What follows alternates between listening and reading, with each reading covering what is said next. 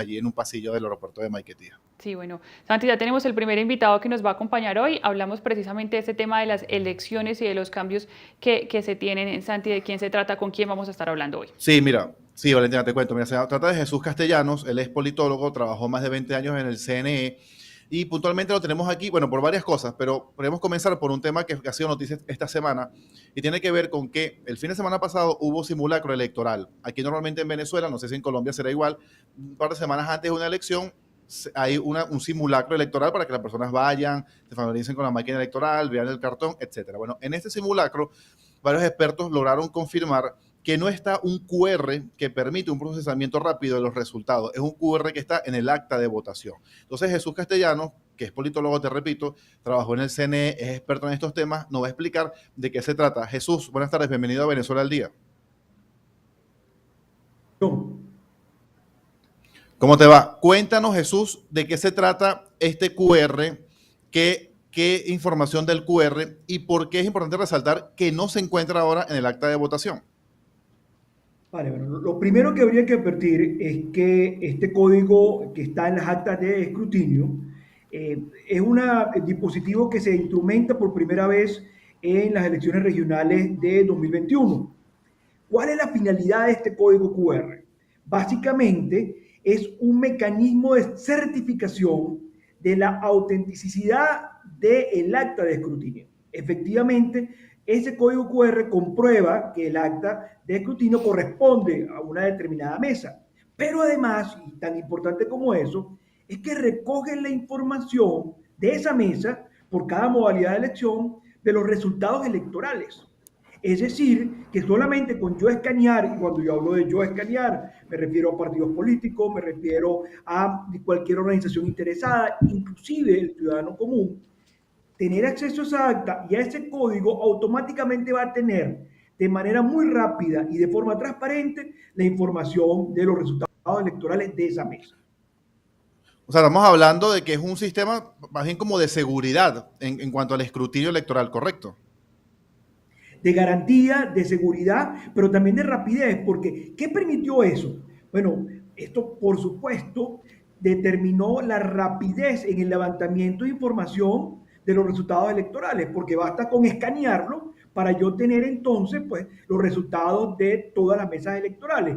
Así fue que la oposición democrática logró más del 85% de las actas de escrutinio en la elección presidencial. Ok, y si este QR no está ahora, ¿de qué manera yo obtengo el resultado rápidamente de esa mesa de votación? A ver, se supone que antes no existía, y eso es uno de los argumentos de lo que promueven la participación. En efecto, antes de 2021, aunque el sistema es automatizado y debió existir siempre, desde por lo menos 2004, cuando se establece el sistema automatizado de votación en Venezuela, pero lo que ocurriría entonces es que las partes, en estos casos los partidos participantes, tendrían, ahí está el código, tendrían o que pues tomar una foto que no siempre tiene la misma calidad, que no a lo mejor no siempre queda completa, o hacer una transcripción de los resultados del acta de escrutinio para poder hacer un levantamiento. Por supuesto, con el margen de error que esto puede suponer. Ahora bien, y yo quiero en eso ser muy enfático, a mí no solamente me preocupa la aparente inexistencia del código QR el 25 de mayo. A mí lo que me preocupa también, o también dentro de lo que me preocupa, quiero decir, es que pudiera no ser solamente el único cambio.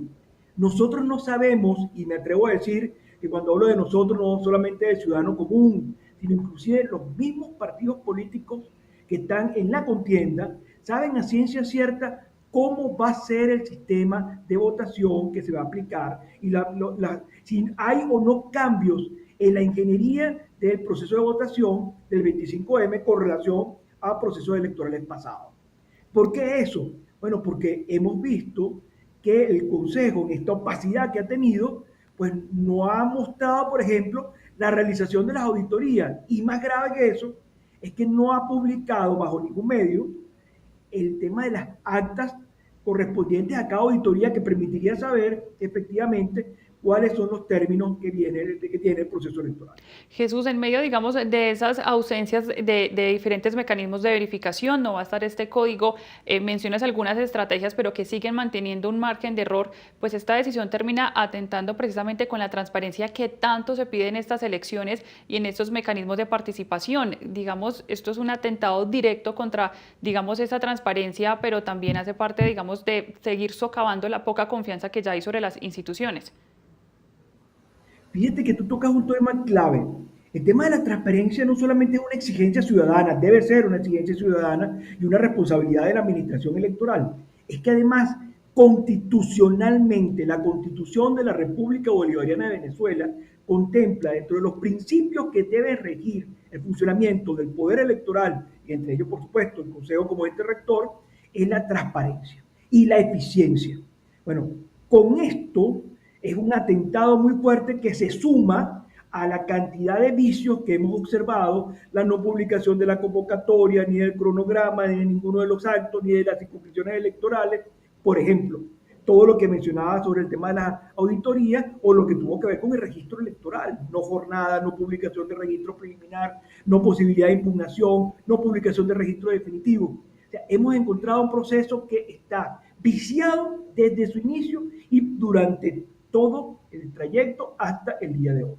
En esa medida, digamos, Jesús, hay un debate que es más de la parte política de si ir a votar o no votar porque no hay falta de garantías, porque se termina legitimando, digamos, unas instituciones que no tienen nada de credibilidad.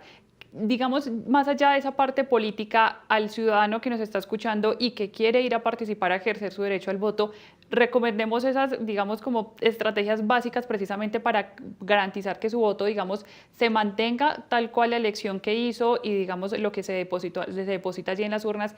¿Cuál es entonces esa estrategia para mantener, digamos, la protección del voto como tal y no caiga en ninguna modificación o alteración? Fíjate que yo en eso tengo que ser muy responsable. Mira, el tema de la decisión de votar o no votar, pues es de cada uno de los ciudadanos. Y la Constitución contempla que el voto es un derecho. En tal sentido, pues yo no voy a tomar posición si hay que ir o no y hay que ir a votar. Lo que les digo es que en el marco de estas condiciones, por una parte, y por el otro, que los partidos que están participando, no solamente el oficialista PSUV, sino también los otros que están en la contienda, no han hecho los reclamos, las denuncias correspondientes. Si no lo han hecho durante todas y cada una de las etapas previas de la jornada electoral, ¿cómo podríamos esperar que va a haber alguna defensa en el caso de nuevamente, porque subrayar, ya pasó el 28 de julio, pudiera ocurrir un desconocimiento de la voluntad popular? Eso es importante que la gente lo entienda y por eso quiero decir que yo hice un llamado a las partes que por lo menos conozco, que por lo menos determinen que efectivamente está el código QR y que revisen todo lo que está definido para la jornada electoral, porque eso va a lesionar derechos. Y ellos tienen que ser, en la medida que están promoviendo el voto, responsables de esa defensa. Pero cómo defienden si efectivamente han estado permanentemente silentes ante los vicios e irregularidades del proceso? No lo sé. Claro. Jesús, te quiero consultar. ¿El uso del código QR está en la ley electoral o es algo discrecional o es obligatorio? O sea, ¿por qué en la presidencial sí hubo o de 2021 sí hubo y ahora no está? El código QR no está definido en la legislación. Básicamente, por ejemplo, lo que tiene que ver con la ley orgánica de procesos electorales. Lo que establece la ley orgánica de procesos electorales es lo que los procesos electorales serán automatizados. Ahora, el código QR fue un paso gigantesco que se dio en 2021. Recordemos que en ese momento había una directiva que integraba Roberto Picón y Enrique Márquez. Bueno, Roberto directamente en la Junta Nacional fue uno de los grandes responsables de que se estableciera ese dispositivo que vale decir, debió haber estado presente desde el mismo momento que se establece el sistema automatizado de votación. No tiene mayor complejidad. Sin embargo, su presencia significaba, como bien lo decía, un tema de garantía, de transparencia, de confiabilidad en los procesos electorales y en la misma administración electoral. El no estar, insisto, no es violatorio de ley, pero sí, pues, transgrede, pues sí disminuye significativamente las posibilidades de confianza, de transparencia y de eficiencia en lo que tiene que ver específicamente con el escrutinio y la totalización. Jesús, te quería consultar también, tú que eres conocedor del CNE, tuviste más de 20 años trabajando dentro de lo que en un momento fue el Supremo Electoral y ahora el Consejo Nacional Electoral. Para este proceso electoral del 25 de mayo, que faltan 11 días apenas, ya tú lo adelantabas, pero te quiero precisar, ¿se ha cumplido lo que se conoce como el cronograma electoral? ¿Fue público? ¿Se conoció? ¿Hubo fecha? ¿Campaña cuando inicia? ¿Impugnación de resultados? ¿Revisión de las máquinas? Recuerdo que se invitaba a los medios a ir a un galpón a revisar las máquinas, colocar, o sea, había todo un proceso siempre previo. ¿Eso ha existido para esta elección? En absoluto. O sea, fíjate que lo mencionaba al principio, pero lo vuelvo a decir. O sea, no hubo convocatoria oficial que por mandato de ley tiene que ser publicada en Gaceta Electoral. Y es importante decirlo, cuando no hay una convocatoria formal, es una causa de anulabilidad de la elección. No hay una convocatoria formal porque no se publicó en Gaceta. Y tan grave como eso, tampoco se publicó el cronograma. Hay algunos de los partidos políticos y algunos expertos que hablan de cumplimiento del cronograma electoral. Yo los he invitado públicamente a que me envíen el enlace donde yo puedo ver el cronograma, porque no existe. No hay una página de CNE, no hay ni una página oficial, ni otras páginas espejo, como la que ha creado el Consejo para otras actividades. No hay ningún medio donde yo pueda ver efectivamente el cronograma y por eso se alteró, se modificación sin problema alguno. Lo vimos, por ejemplo, en el caso de las postulaciones. Entonces, eso, por supuesto, es muy grave y se suma entonces a todo lo que tiene que ver, insisto, por ejemplo, con el registro electoral, con las postulaciones, con las normas de campaña, etc. Este proceso no ha sido transparente, ha sido extremadamente oscuro desde el punto de vista de cumplimiento legal, desde el punto de vista de publicación de sus actos y además plagado de actos inconstitucionales. Y eso es otro elemento que también tenemos que contemplar. Ante la pregunta de la defensa del voto, yo también hago reflexionar a los que quieren participar. Este proceso, al igual que el año 2020, está inmerso en violaciones constitucionales. ¿Por qué? Entre otras, porque no existe la posibilidad de una lista nacional. Este mecanismo que el Consejo creó en 2020 por un mandato del Tribunal Supremo de Justicia, que era para la elección de 2020 y que el Consejo discrecionalmente y sin acto formal determinó que también aplicaba en 2024. Y en ese sistema se amplía significativamente el número de diputados a elegir y se establece un voto indirecto, que es contrario también a la Constitución. Claro. También te quería consultar, ya para finalizar un poco, tú hablabas de la defensa del voto justamente, y siempre se ha hablado de los testigos electorales, de los testigos en las mesas. ¿Crees que tener testigos en las mesas por parte de los partidos políticos es suficiente garantía en este escenario que tú nos describes para la elección del 25 de mayo? Bueno, la primera pregunta que yo me haría es, ¿tienen los testigos garantía de finalmente su integridad física? Porque después de lo ocurrido el 28 de julio, eso no está claro.